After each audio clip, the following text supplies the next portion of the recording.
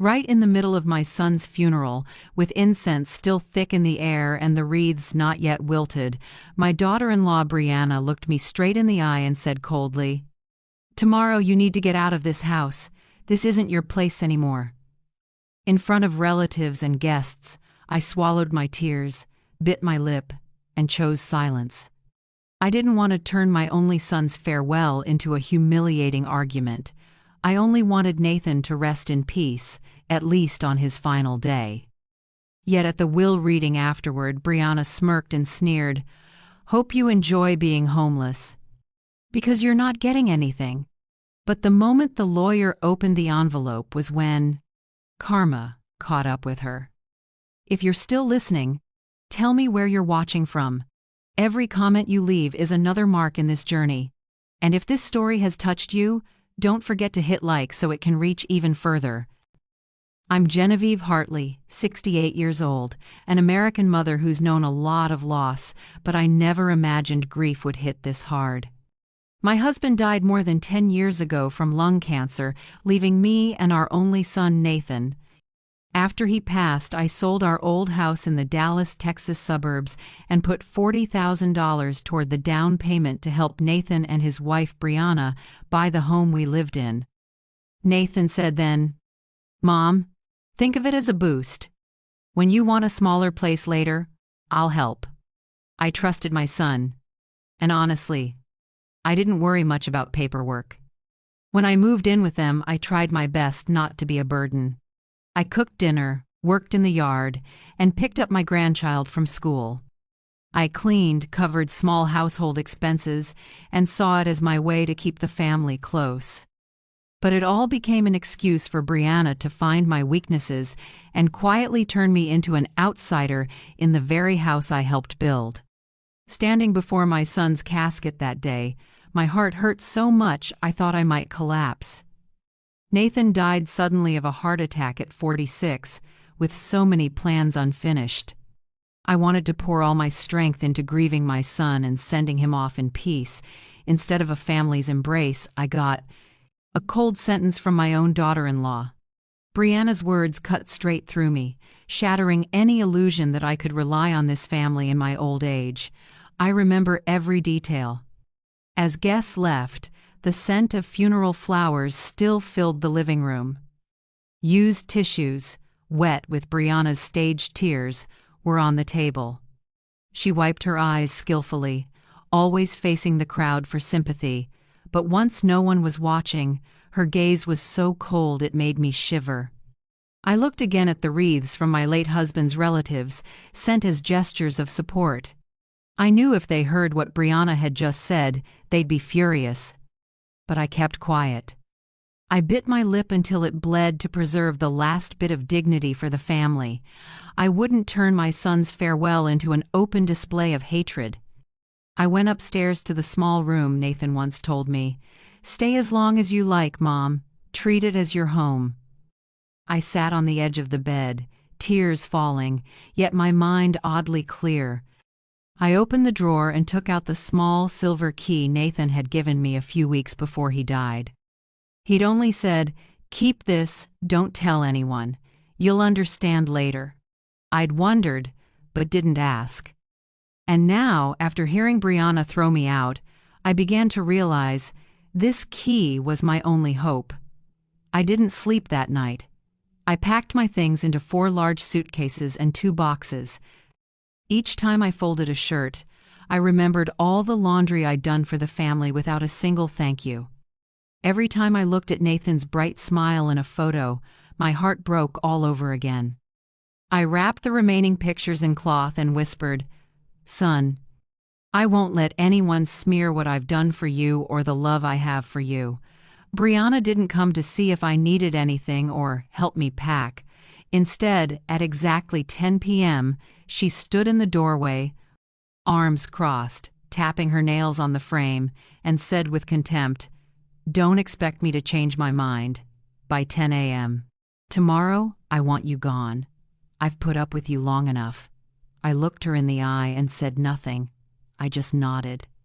For the first time in my life, I saw such brazen contempt, and for the first time, I resolved never to let anyone trample my dignity again. I left that house before dawn. I took only 4 suitcases in the trunk, a box on the back seat, and Nathan's silver key in my coat pocket. I drove out of the quiet neighborhood while everyone slept.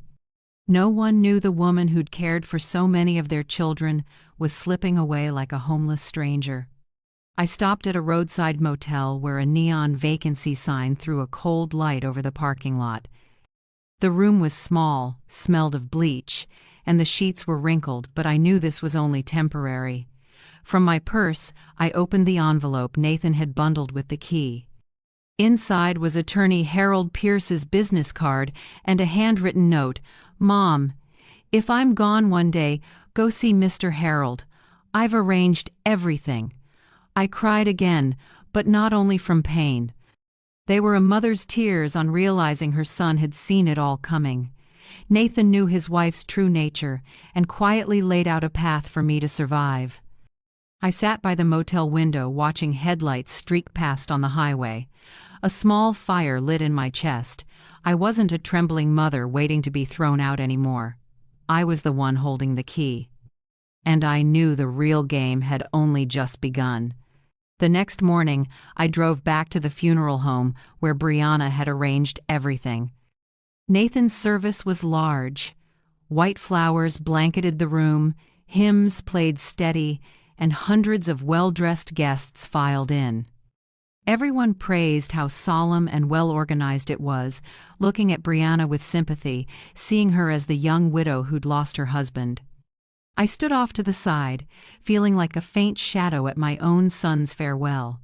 I noticed every detail, enlarged photos of Nathan on the walls from childhood to graduation, then the wedding to Briana, then family vacations. But not a single recent photo of Nathan with me. The pictures I remembered in the living room, me hugging Nathan at his college graduation, the 2 of us at Thanksgiving with relatives, were gone. In their place were a happy family of 3 shots: Nathan, Briana, and my grandchild. I stood still, as if erased from my own son's memories. Briana entered in a long black dress, makeup flawless but seemingly blurred by tears. Her sobs were loud enough for everyone to hear. Whenever someone came to comfort her, she clung to them and cried harder, making people believe grief was crushing her soul. Outsiders would think she was a devoted, faithful widow. But I knew those tears weren't for Nathan. I still remembered the cold look the night before, the contempt in her voice as she threw me out. A few hours apart, yet the images were impossibly different. One Briana in public, the grieving wife, poster child for loyalty. Another Briana behind closed doors, ice cold, unafraid to toss out a mother who just lost her son. I walked the hallway, trying to fulfill my duties as the bereaved mother. I greeted Nathan's old friends, neighbors, and co-workers from his architecture firm. They offered the usual comfort. "Life is so unfair. He was so young. You have to stay strong." I nodded and managed weak smiles. But deep down, I felt like I was playing a different role. The quiet, patient mother, while the main stage belonged to Briana. What made my throat tighten was standing in the receiving line when I heard Briana whisper to her brother Trent behind a wall of white flowers. Her voice was low, but I heard it clearly. "The life insurance will cover the debt for 2 years. After that, I can manage." And the old woman, a short, harsh laugh then, "We'll get the hint. I'm not obligated to support anyone else." I froze. My hands shook, and my heart pounded like it would burst. For a moment, I felt like a throwaway, a weight to be dumped. In the middle of the funeral, with my son not yet buried, Briana was calculating money and cutting me out of her life. No more feigned sympathy, no more family unity. The mask slipped in a few sentences. I gripped my purse to hide my trembling hands. I told myself not to make a scene. Not here. Not now.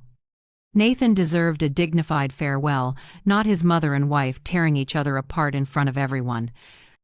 I lifted my head, swallowed the lump in my throat, stepped out of the row of chairs, and quietly found a seat off to the side.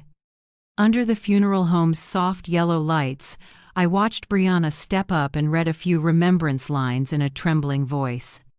She spoke about a wonderful husband, about future plans cut short, and a pain that won't fade. Guests teared up, patted each other's shoulders, some even praised her strength. I watched, feeling a strange mix: pain, anger, and calm. Calm because only I understood how fake it was, and calm because in my purse I had Nathan's key, proof he wasn't as blind as people thought. The service ended with hugs and "take care of yourself." I caught pitying looks from some of my late husband's relatives, as if I were just an old, lonely mother living on my daughter-in-law's goodwill. They didn't know she'd just taken my home. I forced a smile, thanked them, and left quickly before tears returned. Leaving the room, I saw Briana in the hallway with Trent. They stood close, whispering, glancing my way. When she noticed me, Briana pretended to wipe her eyes and leaned on her brother's shoulder. Trent patted her and smirked.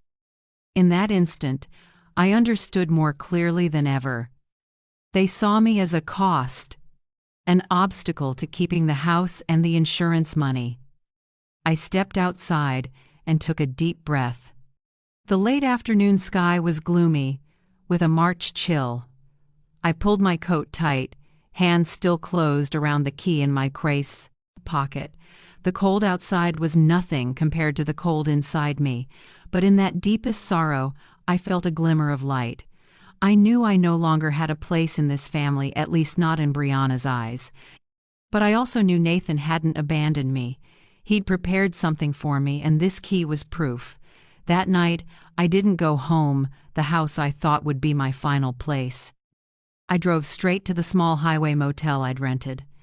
Sitting on the worn bedspread, I replayed Briana's whisper. "The insurance will cover the debt. The old woman will get the hint." The words kept looping like a blade. I cried, but not just from loss. It was humiliation, being despised while my son wasn't even in the ground yet. When the tears ran out, I sat up straight and faced the foggy mirror on the wall. I whispered, "Son, I won't let them trample me like this. You wanted me strong, and I will be." I touched the pocket where the key rested. In that moment, I knew. The counterattack would come, and when it did, I wouldn't be the weak old mother they imagined. 2 days after the funeral, my phone rang. Briana's name lit up the screen. I hesitated, then answered, already certain nothing good would follow. Sure enough, her voice oozed false sweetness. "Genevieve, can you come by the house? I have a few of Nathan's things, keepsakes, that I think you should have." Hearing keepsakes, my chest tightened. I thought of watches Nathan wore or old photo albums he kept in his nightstand. Suspicious, but I agreed, partly to hold on to something of my son, partly because I knew I'd be facing Briana many more times. When I arrived, the house looked exactly as it did after the funeral. White flowers drooped in vases, and the air was heavy with dampness and leftover candle scent. It had once been Nathan's warm home. Now it felt like a cold stage. Briana opened the door, face expressionless, no tears left. "Come in," she said, turning. "Straight to the living room." I paused at the threshold, then followed. The oak table in the center was cleared, except for a stack of papers and a pen. There wasn't a single keepsake of my son. I knew instantly. This wasn't about returning mementos.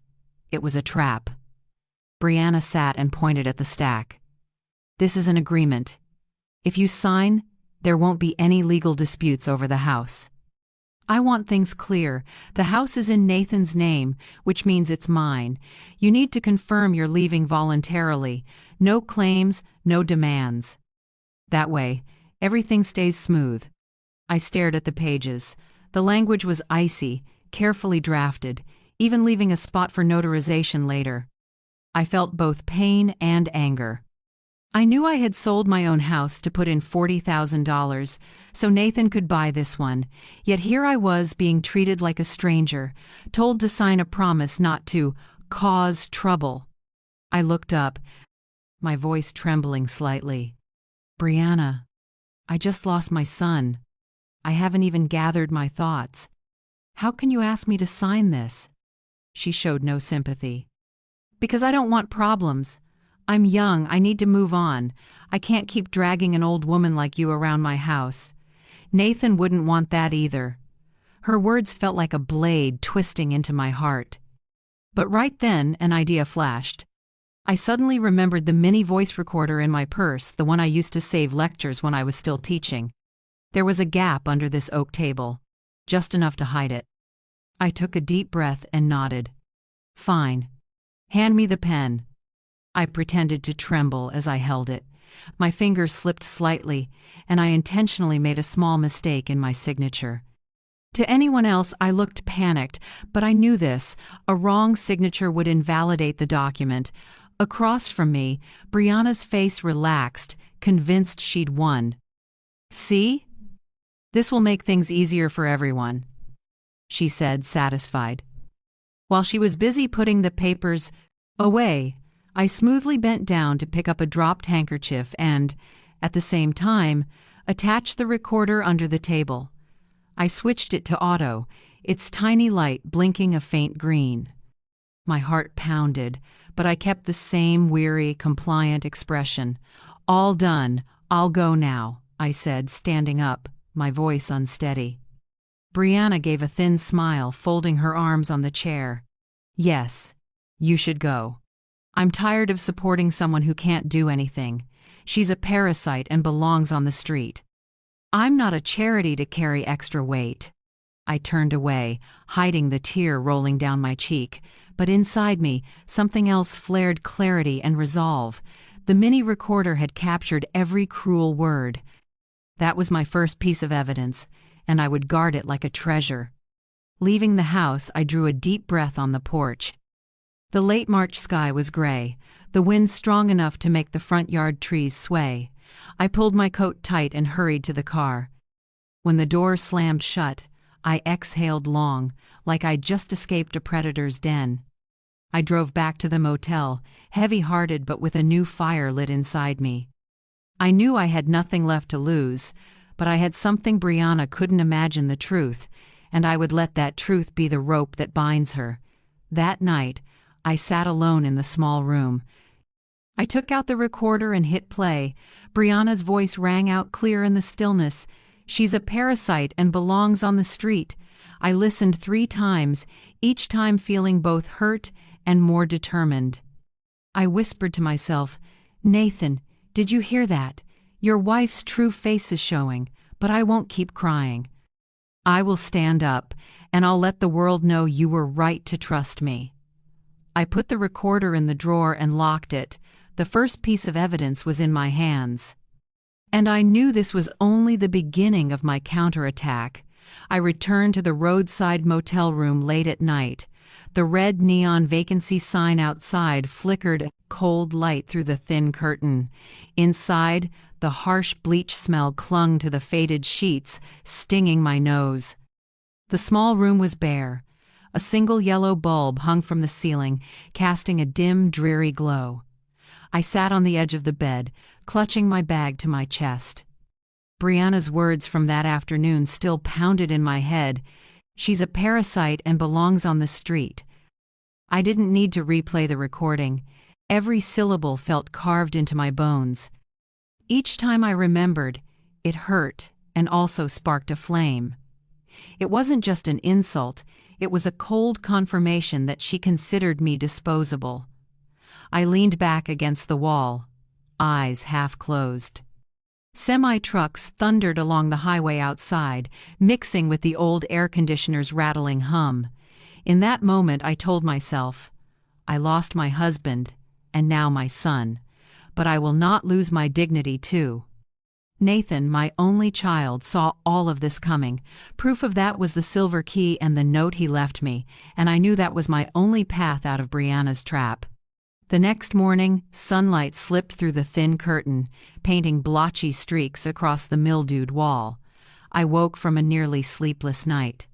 My body was exhausted, but my mind was strangely clear. I washed my face with icy water from a rusty tap, then made instant coffee from the vending machine in the lobby. It burned bitter in my throat, but at least it woke me up. I sat at the wobbly wooden table and took out the envelope from Nathan. His familiar handwriting on the note made my hands shake. "Mom, please go see Mr. Harold Pierce." Below were the phone number and the law office address. I traced the letters as if touching Nathan's hand. I sat still the entire morning, a finger resting on the numbers. I didn't call yet, partly because I needed to calm down, and partly because I knew this call would open a new chapter, and once it began, there'd be no going back. I had to be ready, not a weeping, fragile mother, but a woman, prepared to fight for the right to exist. By late afternoon, my phone rang. An unknown number. I answered, and a steady, low male voice said, "Hello, I'm Harold Pierce, the attorney handling Nathan Hartley's legal matters. First, please accept my condolences for your loss." I gripped the phone, my throat tight. After a moment, I answered, "Thank you, Mr. Pierce. Nathan, my son mentioned you. He trusted you." Harold's voice softened, a steadying anchor. "Yes, Nathan worked with me for some time. Before he passed, he left certain documents and instructed me to contact you. We should set up a meeting to clarify issues related to an addendum to the will. Could you come to my office next Tuesday at 2 p.m.? I nodded, knowing he couldn't see me. "Yes, I'll be there. Thank you." When the call ended, I set the phone down and stared ahead. Fear fluttered in my chest, but so did hope. Nathan hadn't abandoned me. My son had prepared something, left me a path Briana never expected. I looked up at the smoke-stained ceiling, and it suddenly seemed brighter, as if Nathan's eyes were watching over me. That night, I opened an old notebook and began to write, like speaking to my son. "Nathan, today I got a call from Attorney Pierce. You prepared more for me than I ever imagined. I promise I won't let you down. I'll keep my dignity, and I'll let the world see you were right to believe in me." I folded the notebook and tucked it under my pillow. Outside, cars tore down the highway like racing heartbeats. I knew the day of reckoning was close. 2 days later, my phone rang again. This time, Briana's name flashed on the screen. I hesitated, then answered. Her voice was sugary and strained. "Genevieve, I just want to make sure you're not planning to make trouble for me. We're still family, right? I think you should let things be. Staying quiet is best for everyone. Otherwise, no one will believe you anyway." I drew a long breath, holding back anger. "Briana, I don't want drama. I only want Nathan to rest in peace. But remember this, I won't let anyone walk over me ever again." A short, mocking laugh crackled through the line. "And what do you think you can do? No one's on your side. People will just see a bitter old woman. You should disappear like you should have from the start." I closed my eyes and said nothing. I let her finish and quietly hung up. Then I opened the drawer and looked at the recorder resting inside. I knew that if needed, I had what I needed to protect myself. In the days that followed, I lived hour by hour. Each morning I put on my old coat and went out for a hot coffee from the convenience store near the motel. I sat in the corner and watched sunlight move across the room. My shaking eased, replaced by steady anticipation. I knew that by next Tuesday everything would be different. In those quiet moments, I thought of Briana. She was surely scheming, surely relieved she thought she'd forced me to sign. She didn't know the signature was invalid. She didn't know her cruel words were recorded. And most of all, she had no idea what Nathan had left for me. I looked at the silver key in my hand and squeezed it gently. A new game had begun, and this time I wouldn't be the passive one. The meeting with Attorney Harold Pierce came faster than I expected. All that morning my heart thudded like a drum. I wore a neat old navy dress and a gray cardigan. I wanted to look put together, not to show off, but to make sure Briana saw I was still Genevieve Hartley, a woman with dignity, not the parasite she called me. The law office was in a 3-story red brick building downtown. When I arrived, the clock read 1:45. I sat in my car a few minutes, breathing deeply to steady myself. Through the window, I saw a silver BMW pull in. It was easy to recognize the woman who stepped out. Briana, in a fitted black dress, blonde hair neatly curled. Next to her was Trent, her brother, in a crisp suit. I got out. Briana's eyes met mine and briefly flickered, then hardened. She turned away without a hello. Trent leaned in to whisper to her, and they went inside quickly. I followed with my head high and my hands tight on my purse strap. The receptionist smiled and led us to a carpeted waiting room. It was still and quiet except for the ticking clock. Briana sat across from me, legs crossed, fists tight on her designer bag. Every time she glanced up, her eyes slashed at me like knives. I stayed calm and even gave a faint smile, which only irritated her more. At exactly 2 p.m., the door opened and Harold Pierce walked in. He was in his 60s, silver-haired, tall and lean, with kind eyes behind silver frames. He greeted each of us, his voice low and steady. "Thank you all for coming. I know this is a difficult time, but Nathan left very specific wishes. I'll read the will exactly as written." We entered his office, a wide room with a polished mahogany desk and shelves full of files. I sat across from Briana and Trent, so tense I could barely breathe. Harold began reading. The first part was what I expected. The house, the car, retirement accounts, and the life insurance, everything left to Briana. She nodded repeatedly, lips curving into a smug smile. Each time Harold said assets left to the wife, she shot me a look full of challenge, as if to say, "See, you're nothing." I sat with my hands folded, silent. I wasn't reacting. I knew the surprise hadn't come yet. Then Harold paused. His tone shifted, slower. However, 3 months before he passed, Nathan added an addendum to the will. I'll read it word for word. The air changed. Briana stopped nodding and leaned forward, eyes locked on the papers. Trent lowered his pen and stared. My breath grew heavy. Harold continued, quote, "I, Nathan Hartley, leave the entire contents of safe deposit box K412 at First National Bank, along with all related documents and accounts inside, to my mother Genevieve Hartley. Full and exclusive ownership." A dead quiet moment. I could hear my own heartbeat. Briana slammed her hand on the table. "What? No way. Nathan never mentioned any safe deposit box." Mr. Harold calmly looked up. "Ma'am, I personally witnessed him sign this addendum. He was fully competent. I have medical verification attached." "Nothing improper here," Trent cut in, voice tight. "We demand verification. This could be forged." The attorney didn't flinch. "You're entitled to request it, but remember, this document is lawful and already filed with the county court. If you want to contest it, the process will be lengthy and the outcome uncertain. I advise respecting the decedent's wishes." Briana's face flushed. She bit her lip. I saw her hand tremble, though she tried to stay composed. She turned to me, eyes blazing. "You knew about this, didn't you?"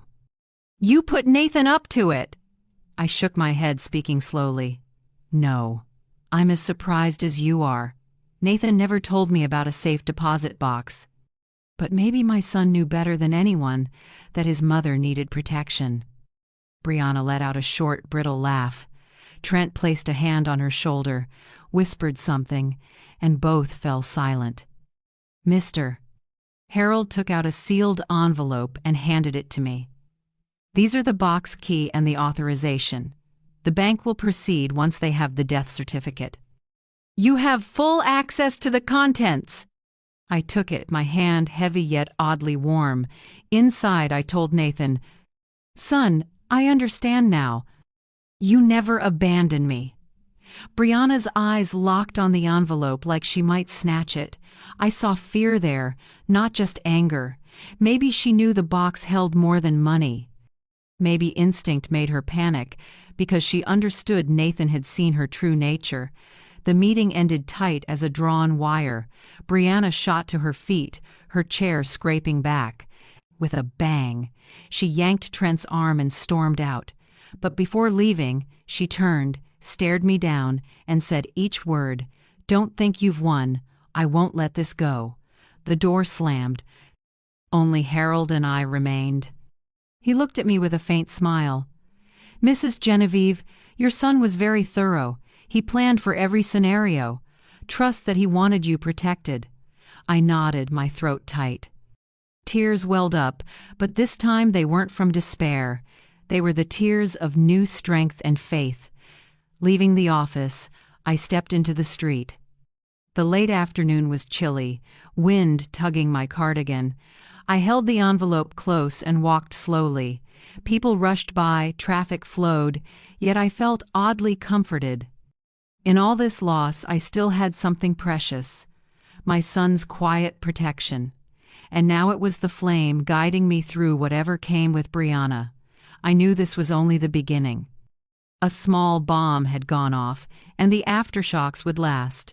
Briana wouldn't sit still, but I wasn't the compliant mother anymore.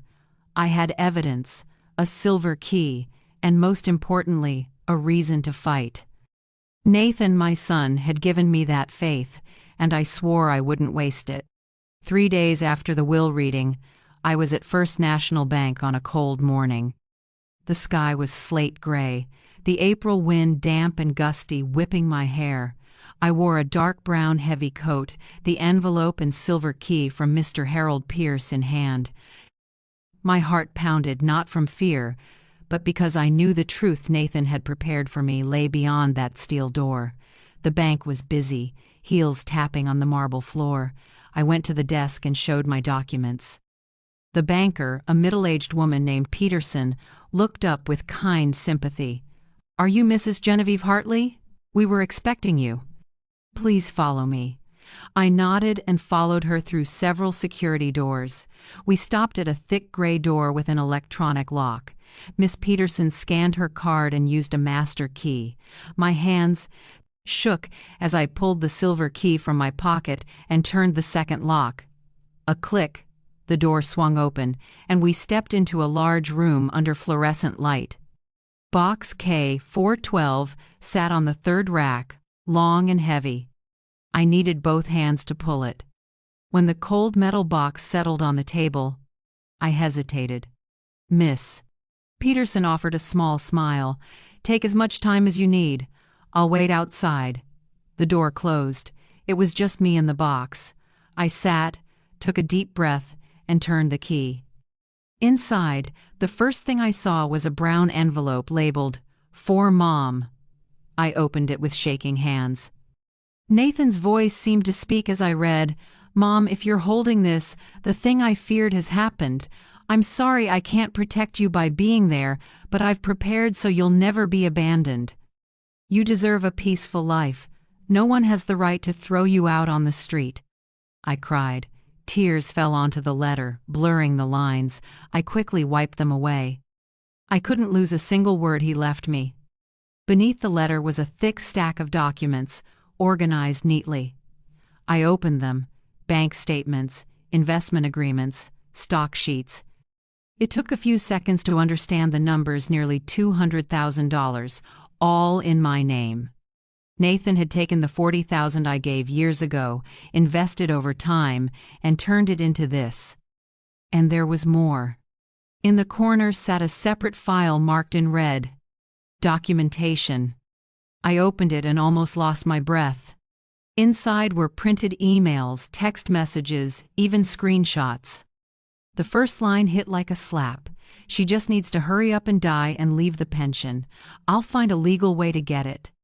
That text came from Briana's number to Trent's more than a year ago. I shook, but kept reading. There were sections where Briana discussed manipulating Nathan, making him believe I was a burden, pushing me to pay more even though the mortgage came straight from his salary. There were luxury, purchase receipts matching the days she claimed she couldn't afford groceries. Each page twisted my stomach pain, and a rising anger. Nathan had known. He'd seen it all, and quietly gathered proof so one day I could protect myself. At the bottom was an old family photo, me and Nathan on his college graduation day, his face bright with pride. On the back he'd written, "Mom, you're the reason I got here. Never forget that." I pressed the photo to my chest, choked up. For years I'd thought my son had been pulled away by his wife's control. But deep down, Nathan had always stood with me. He just prepared for the worst. When I left the bank, the envelope and files were secure in my purse. Miss Peterson walked me out, eyes gentle. "Mrs. Hartley, I met Nathan a few times when he came in. He always mentioned you. I believe he loved you more than you know." I nodded, eyes wet, and whispered thanks.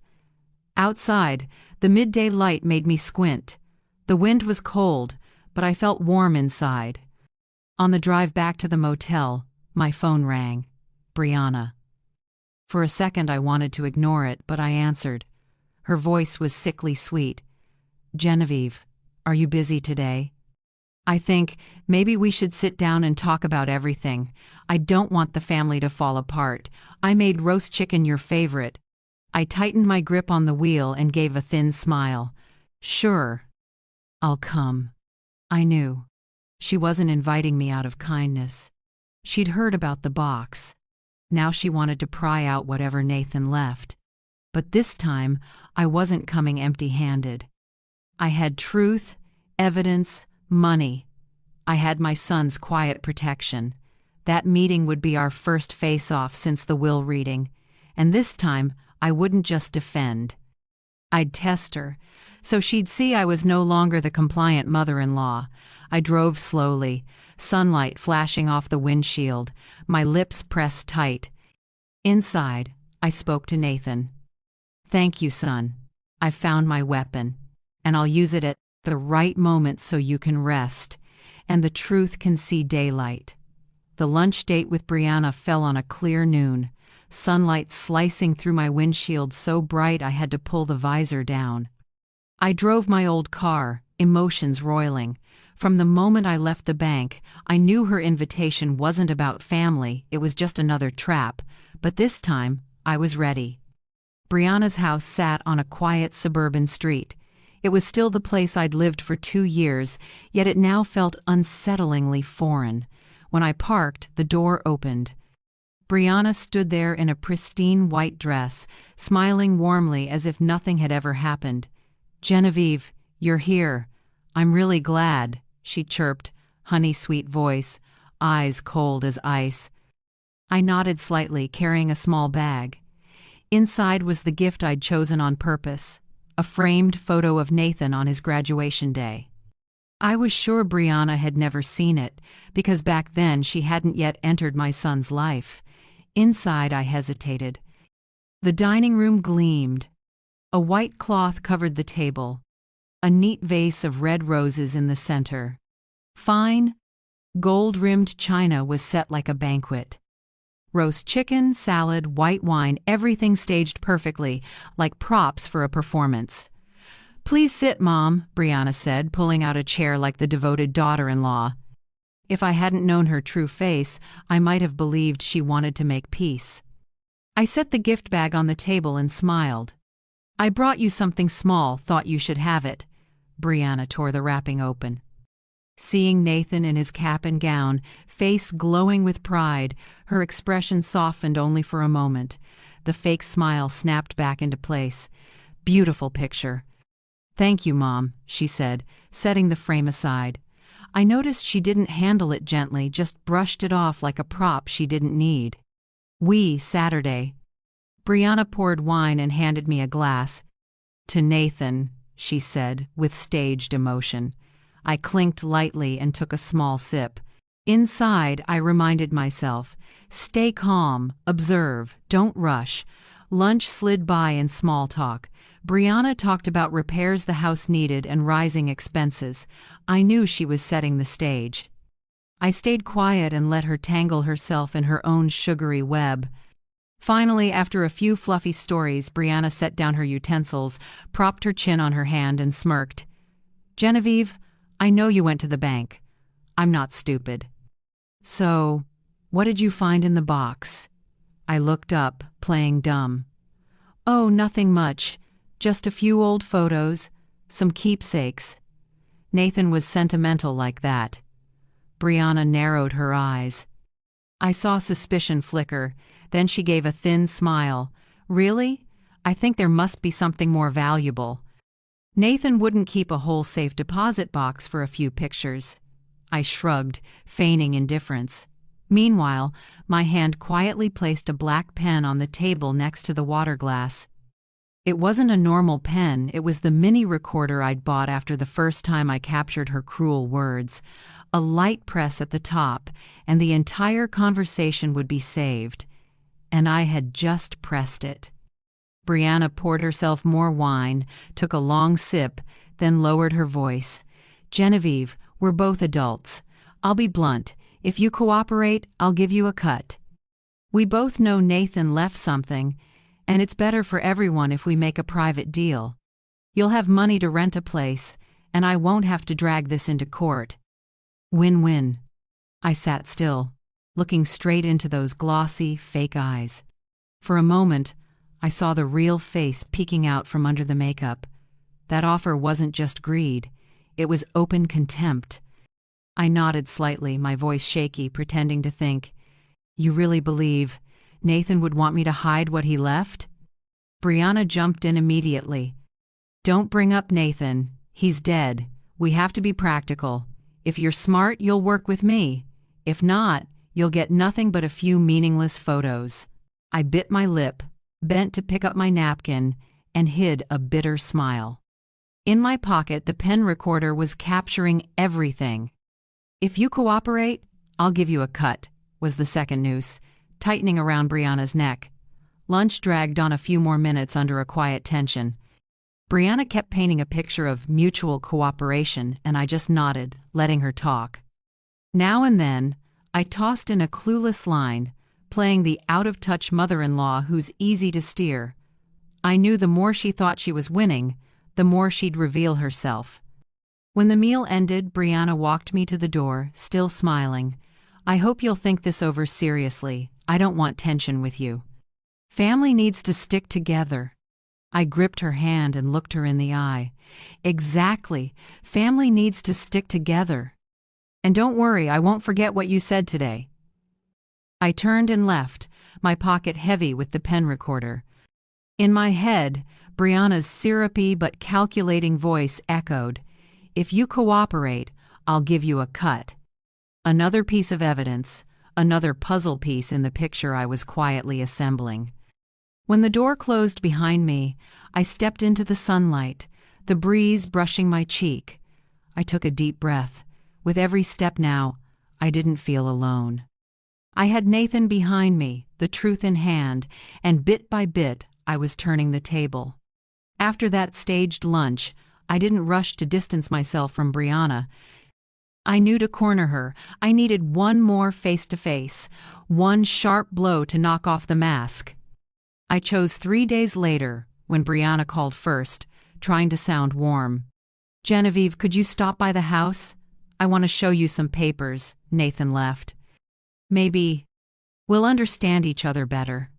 Her voice was sugary, but I could smell the scheme. I agreed immediately. I had my own plan. Briana's living room gleamed, fresh flowers on the table, leather sofas polished. She wore a red dress, makeup carefully done like she was prepping for a high-profile meeting. I sat, set my purse beside me, folded my hands, and kept my expression calm.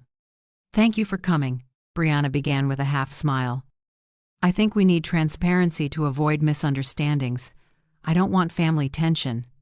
I waited a few seconds, then pulled a printed screenshot from my pocket. I set it gently on the table and slid it toward her. Brianna's eyes shifted from curious to stunned as she read the clear words, "Parasite. If Nathan dies, I'm turning her room into a home gym like I promised." The text was sent from her phone to Trent. Her face went pale. Her lips quivered. This isn't mine. Someone faked it." I smirked slightly, my tone even. "Really?" "Because I have the originals on the drive." Nathan kept timestamps, phone numbers, and images. "Who do you think a court will believe? An elderly mother with no reason to fabricate, or a widow with plenty of motive and gain?" The room grew heavy. Brianna's hand trembled as she reached to snatch the page, but I pulled it back. I stared straight at her without blinking. "And there's more," I said, taking out a thick, clipped stack. I dropped it on the table with a thud that made her jump. "I plan to hold this back, but maybe you need a reminder. These are your credit card statements. $15,000 spent the month Nathan died. High-end spa, New York hotel, designer clothes.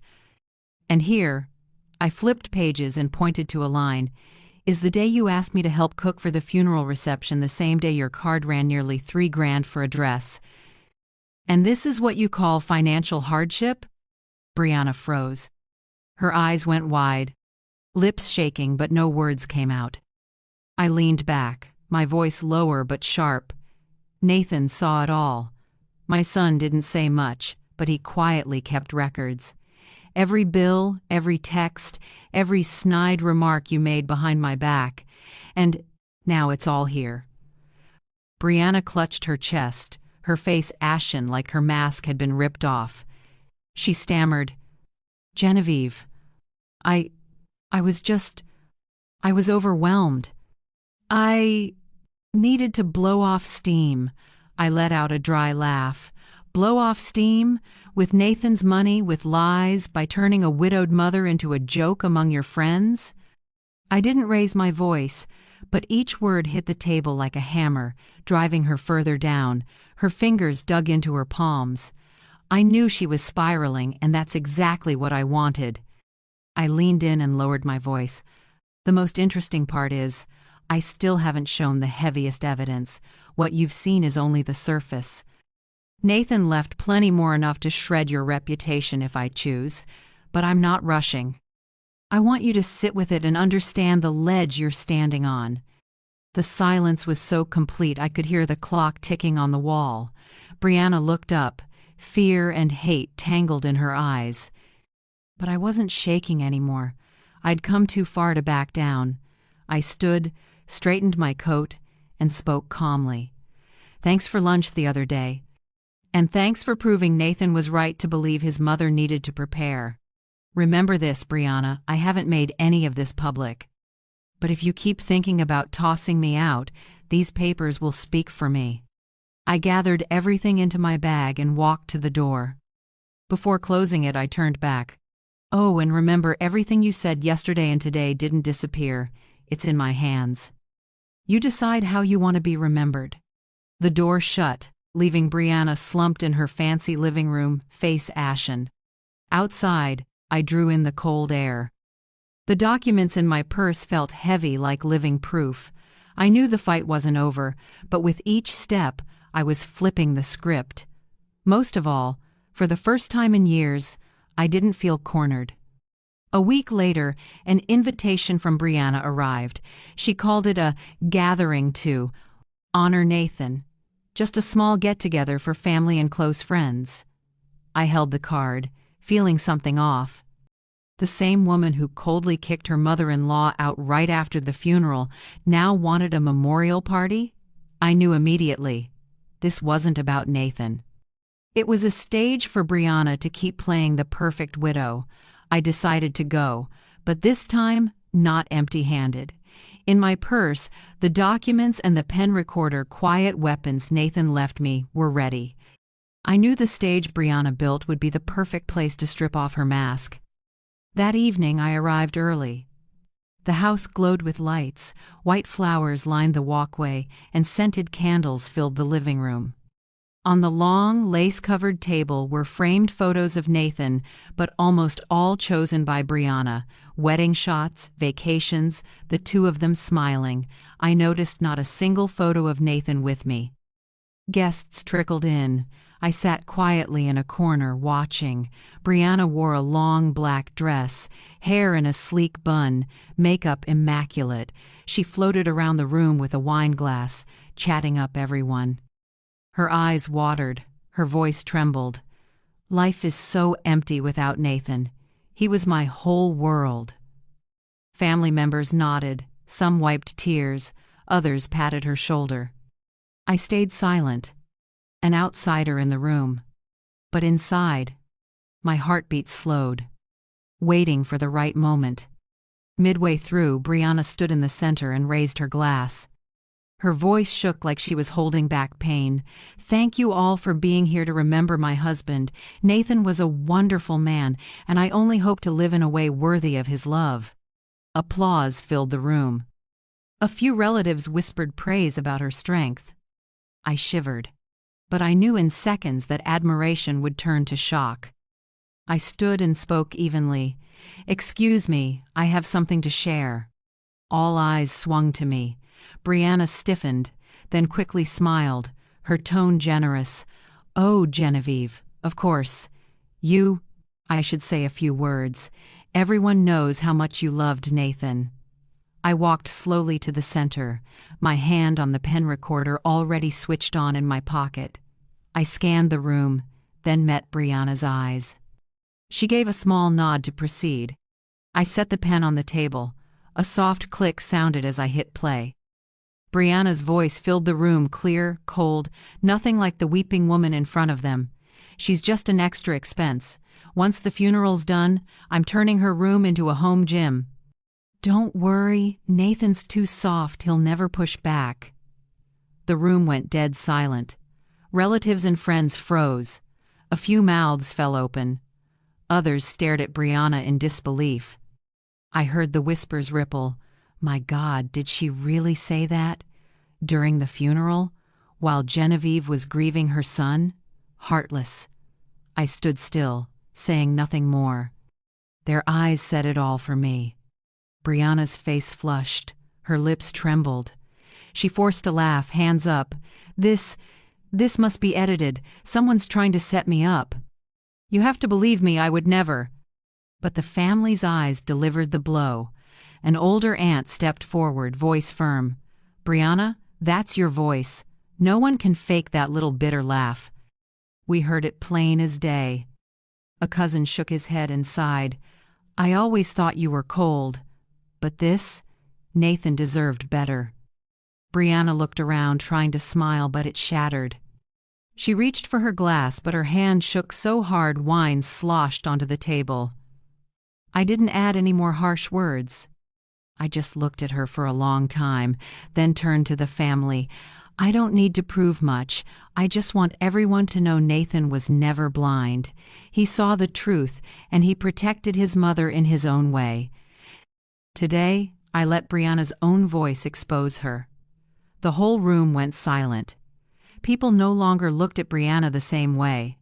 The praise was gone, replaced by cold, scrutinizing stares. Briana tried to stand tall, but I clearly saw her shoulders shaking, her face drained of color. She was lost inside her own performance before an audience that no longer believed. I went back to my seat and set my hand on the purse heavy with documents. I knew I still had stronger blows to land. But right now, one strike was enough to make Briana's perfect mask fall off in front of the whole family. That night, as I left the house, I heard the whispers behind me. Unbelievable! Someone like that had the nerve to fake crying. Now I understand why Nathan changed the will. I walked into the night wind, feeling lighter. For the first time in months, the pain of losing my son wasn't smothered by humiliation. Instead, I felt a quiet strength, the strength Nathan left me, so I could keep going and let the truth finally be seen. After that evening, the whole family atmosphere changed. Relatives and friends all looked at Briana with caution and doubt. I knew her mask had fallen, but someone used to living by deceit wouldn't quit easily. And sure enough, 2 days later, on a drizzly evening, Briana showed up at the door of the motel where I was staying. She wore a long coat, hair wet and clinging to her cheeks, still trying to look polished. When I opened the door, she stepped in immediately and sat down like she owned the place. Her eyes were tired, but her voice was honey-sweet. "Genevieve, we need to talk. I don't want a war anymore. I know you have evidence. I won't deny it. But we all want peace. I'm proposing a deal." I looked at her without answering, sat on the bed, and waited to see how the show would go on. Briana leaned toward me and lowered her voice. "Let's split what's in the box, half and half. I don't need all of it. You keep your share, I keep mine. In return, you stay quiet. No more evidence, no making a scene with the family. Everything goes back to normal. That's the only way we both win." Hearing that, I wanted to laugh. Normal? After everything she'd done? But I didn't show it. I just nodded slightly, my voice trembling on purpose. "Maybe you're right. I'm exhausted. But how do I know you'll keep your word?" Right then, I took a neat stack of papers from the drawer. On top it said, "Investment Cooperation Agreement." I placed it on the table and slid it toward Briana. "I don't need much. We just sign this. Harold drafted it so both sides commit. That way no one can claim they were forced later." Briana frowned and glanced over the papers. I knew she was suspicious, but greed won. Her eyes skimmed lines and relaxed when she saw vague phrases. Investment, cooperation, commitment to shared responsibility, no claims. She looked up with a bitter little smile. "You're not that naive after all. Fine, I'll sign. I want this over." Her hand shook, holding the pen, but she signed in the end. A straight, bold signature. And the moment the ink dried, I knew the game was over. Because in that cooperation agreement, every line was a trap. Harold had carefully woven in legal clauses. Briana admitted spending $15,000 from the life insurance on personal use, acknowledged her insults and humiliation toward me, and agreed to withdraw any claims against Nathan's assets. In other words, it was a disguised confession, and Briana had just signed it herself. I sat quietly for a few seconds, watching her fold the papers like she'd just bought a ticket to safety. Then I said softly, "You know, Nathan always thought ahead. He planned for everything. And maybe, today, you proved he wasn't wrong." Briana froze, eyes wide as she realized she'd been cornered completely. But there was nothing she could do. It was all on paper, with her own signature. She jumped up, face white, voice cracking. You tricked me." I answered calmly, "No, Briana. Your greed and contempt tricked you. I only handed you a pen rest. You chose." Rain tapped the motel window. Briana stood there a moment, then suddenly turned and left. The door slammed, leaving an oddly peaceful quiet. I stayed seated, running my hand over the freshly signed papers. Tears fell, but not from helplessness. They were the tears of a mother who had suffered loss and humiliation, and finally found her dignity again. That night I opened the window and let the night air in. I looked up at the murky sky and whispered, "Nathan, you did it. You're still protecting me even when you're not here. And I promise, from now on, I'll live without bowing my head." I knew it wasn't entirely over with Briana, but with her written confession and the evidence I held, she couldn't touch me anymore. The game was finished, and for the first time, I was the one who won the match. After the night Briana put her name on that fateful paper, I knew it was closed. But with someone who lives by schemes, I could never be careless. I needed a new start, a place where each morning I woke up wasn't haunted by my former daughter-in-law's cold stare. I started looking for a home. Nothing fancy, nothing flashy, just a small apartment with enough light and quiet so my footsteps wouldn't be treated like noise. And then I found it, a third-floor unit with windows facing the town park. Wide glass brought sunlight into the living room where I sat an old moss-green armchair. From there, every morning I could watch other seniors walking their dogs, kids playing, and feel like I still belonged to a community. On moving day, I stood in the empty apartment, holding a small box of Nathan's keepsakes. I placed his graduation photo on the wooden shelf beside a lavender pot I'd grabbed from the shop downstairs. That alone warmed the room. I whispered, "Nathan, see? I have a new home. It's not big, but it's full of light. And this time, no one can take it from me." In the first week, I joined the Seniors Women's group at the church near the park. They met regularly, sometimes book reading, sometimes just chatting and knitting. I listened to their stories, and one day I shared mine. I didn't reveal every detail, but enough for someone to understand. Don't keep your eyes shut when you're humiliated. And don't believe patience will change someone cruel. My story, though painful, was a warning to women like me. Don't let yourself be erased in the name of family. Harold, the loyal attorney Nathan trusted, visited one afternoon. He brought the original paper Briana signed. Setting it on the table, he looked at me and said, "If she bothers you again, we have a weapon. This document is strong enough for any court to shut Briana down. You don't need to worry anymore." I smiled, for the first time feeling a weight lift off my shoulders. For weeks I'd been bracing for a nasty call or another threat, but my phone stayed quiet.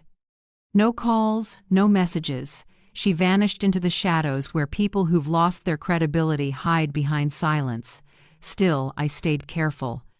One morning I sat at my small desk, opened my laptop, and plugged in a new USB drive.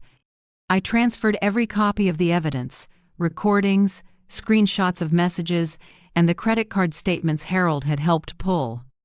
I sealed the USB in a thick envelope and mailed it to a backup law office, Harold's close friend in Boston. If anything happened to me, everything would be released automatically.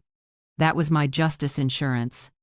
The final trap so Briana could never crawl back up. That evening I sat alone on my balcony watching the streetlights cast gold over the trees. No more fake sobbing, no more whispered contempt. Just a cool breeze, the smell of grass from the park, and kids' bright laughter. I took a long breath, closed my eyes, and let my heart rest after the storms. Nathan was gone, but what he left me wasn't just money or legal papers. It was faith that justice, slow as it may be, can still show up, and as long as we stand our ground and hold on to our dignity, no one can turn us into trash. I poured a hot cup of tea and raised it like touching an invisible promise. From now on, I'd live for myself, not as someone else's shadow, not as a burden in anyone's eyes. I'd live as a free woman, with a small, sunlit home and the belief that justice had been sown. Some mornings I wake in my little apartment and open the window to let the sun flood the room. On the table, Nathan's framed photo sits straight, his gentle smile reminding me, "Mom, you're never alone." I pour coffee, listen to sparrows chirp outside, and realize, finally, I can breathe like a normal person again. Justice doesn't always come from courtrooms or loud verdicts. Sometimes it happens quietly through evidence, signatures, and the persistence of a heart that refuses to break. I didn't need to publicly humiliate Briana. I just needed her to fall into her own trap. And she did. Sometimes I wonder, if Nathan were still here, what would he think? Maybe he'd hug me tight and say, "Mom, you're stronger than I thought." I know the pain of losing him will never fully fade, but within that pain, I found strength. I stood up. I wouldn't let anyone define my worth or turn me into a shadow with their insults. Sometimes I stroll in the park and chat with a few ladies from the group. They listen wide-eyed, then nod. You did what many of us wouldn't dare. I don't see myself as a hero.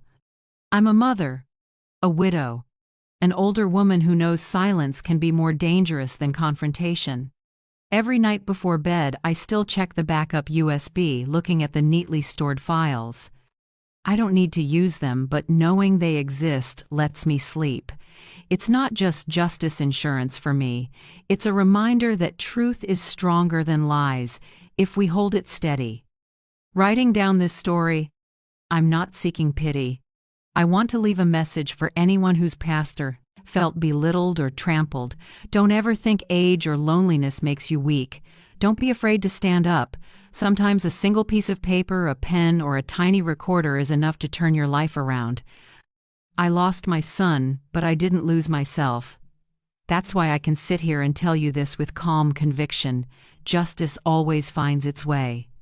Before I end, I want to thank everyone who stayed with me to the very end of this story. Your presence wherever you are makes me feel less alone. Where are you listening from? Please share your city or country in the comments. I'd love to know how far my story has traveled. If this touched your heart, please like the video, share it with someone you care about, and don't forget to subscribe so we can keep walking together through the next stories. Every comment, every view, every bit of empathy you've given is the greatest gift to me at my age. Wherever you are, may each of us find light, find justice, and most of all, find peace in our hearts.